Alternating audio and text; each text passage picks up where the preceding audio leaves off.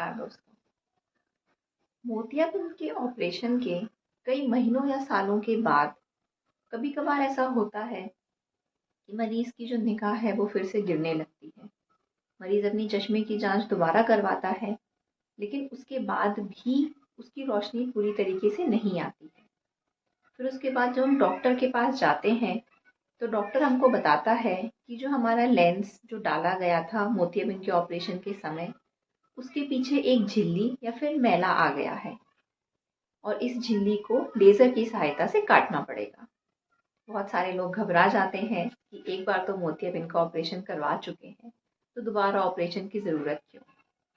तो आइए आज इस वीडियो में मैं डॉक्टर पल्लवी मिश्रा मोतियाबिंद के ऑपरेशन के बाद लेंस के पीछे आने वाली झिल्ली या मैला के बारे में आपको जानकारी दूंगी।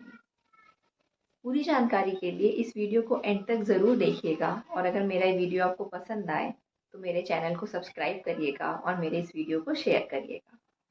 तो चलिए बिना समय गंवाए शुरू करते हैं आज का ये वीडियो।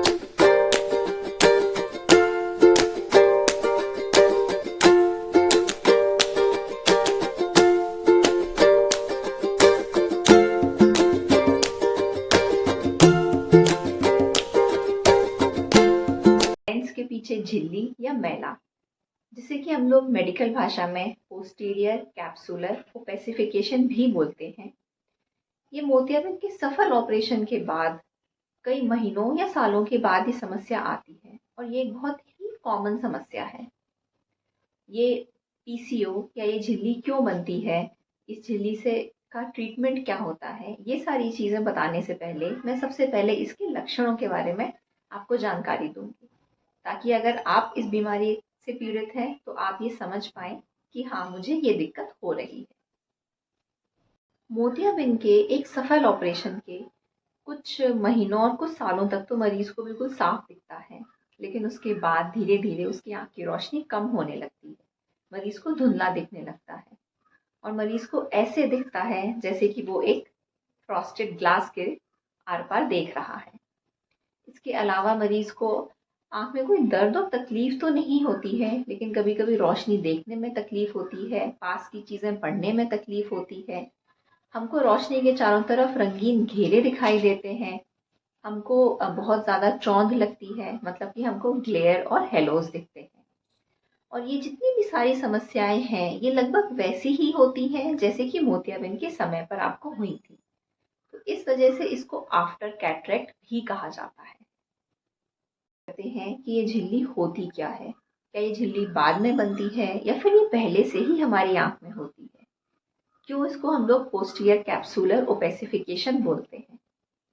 जब मोतियाबिंद का ऑपरेशन किया जाता है तो हमारी आंख के अंदर, जैसे आप सबको मालूम होगा, एक लेंस डाला जाता है। ये जो लेंस होता है ये एक झिल्ली के ऊपर बिठाया जाता है और ये झिल्ली नॉर्मली पारदर्शी होती है, लेकिन जैसे जैसे समय बीतता है वैसे वैसे ये झिल्ली अपनी जो पारदर्शिता होती है, जो ट्रांसपेरेंसी होती है, वो खो देती है और इसमें ये ओपेक होने लगती है, जिसकी वजह से मरीज को देखने में तकलीफ होती है। अगर मैं इसको थोड़ा मेडिकल भाषा में कहूँ तो जो हमारा पोस्टीरियर कैप्सूल होता है, जो कि नॉर्मली ट्रांसपेरेंट होता है, वो ओपेसिफाई होने लगता है, उसका ओपेसिफिकेशन होता है। इसीलिए इसको पोस्टीरियर कैप्सुलर ओपेसिफिकेशन बोलते हैं। ये लगभग 50% लोगों में ये समस्या आती ही आती है, क्योंकि ये जो पोस्टीरियर कैप्सूल होता है ये हमारे शरीर के कैप्सूल का ही एक हिस्सा होता है, जो कि ऑपरेशन के दौरान वहाँ पर छोड़ दिया जाता है हमारी आँख के अंदर। कहते हैं कि किन लोगों को ऑपरेशन के बाद ये झिल्ली बनने का खतरा ज़्यादा होता है। अगर आपको शुगर है, अगर आपको काला पानी है, अगर आपको यूवेइटिस नाम की एक बीमारी है जिसमें कि आँख में बार बार सूजन आती है, अगर आपका चश्मे का नंबर ऑपरेशन से पहले बहुत ज़्यादा है और वो भी स्पेशली माइनस का नंबर, मतलब कि आप हाई मायोप हैं, या फिर अगर आपको रेटिनाइटिस पिगमेंटोसा नाम की एक बीमारी है जिसमें कि मरीज को रात में कम दिखता है, तो ये सारे वो लोग होते हैं जिनको कि बाद में ये झिल्ली बनने का खतरा ज़्यादा होता है। अब बात करते हैं कि इससे बचाव कैसे किया जाए। देखिए, वैसे तो बहुत ज़्यादा ऐसे ऑप्शंस अवेलेबल नहीं हैं जिससे हम झिल्ली बनने से रोक पाएँ, लेकिन अगर आप अच्छी कंपनी का लेंस डलवाते हैं, जो कि स्पेशली जो फॉरेन कंपनीज़ होती हैं, उनमें जो पीसीओ बनने का रेट होता है वो कम होता है। हाइड्रोफोबिक लेंसेज जो होते हैं वो थोड़े बेटर क्वालिटी के होते हैं, उनमें भी पीसीओ बनने का जो रेट होता है वो कम होता है। इसके अलावा लेंसेज में एक अलग तरीके के लेंस चले हैं जिनको कि हम लोग स्क्वायर एज हेप्टिक बोलते हैं। तो जो स्क्वायर एज वाले जो लेंसेज होते हैं इनमें भी ये झिल्ली कम बनती है। अब बात करते हैं इसके ट्रीटमेंट की। इस झिल्ली का ट्रीटमेंट बहुत ही साधारण होता है, बहुत ही आसान होता है। इसके ट्रीटमेंट में डॉक्टर सबसे पहले आपका पूरा चेकअप करेगा, दवाई डाल के आपका पर्दा देखा जाएगा और उसके बाद आपकी आंखों में सुन्न करने वाली एक दवाई डाली जाती है और फिर एक लेज़र की सहायता से जो झिल्ली होती है उसको काट दिया जाता है। ये एक नॉर्मल ओपीडी का प्रोसीजर है। इसके लिए आपको ना भर्ती होना होता है, ना ऑपरेशन थिएटर जाना होता है।